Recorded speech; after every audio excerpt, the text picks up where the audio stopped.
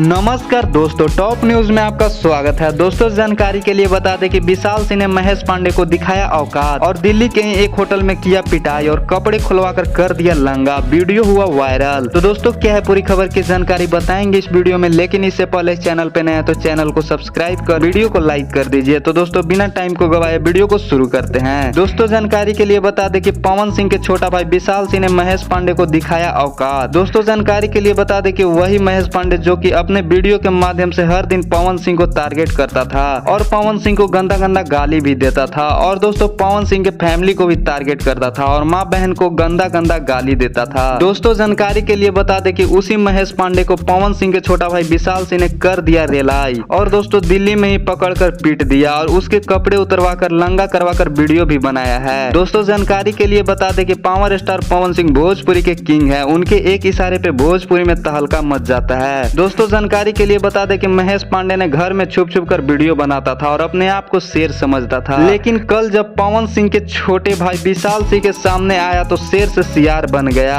दोस्तों क्या आप भी मानते हैं कि विशाल सिंह शेर है जो कि अकेले ही सबका वाट लगा दिया? आप कमेंट बॉक्स में जरूर बताइएगा और हमारे चैनल पे नए हैं तो चैनल को सब्सक्राइब कर वीडियो को लाइक कर दीजिए। फिर मिलेंगे अगले वीडियो में।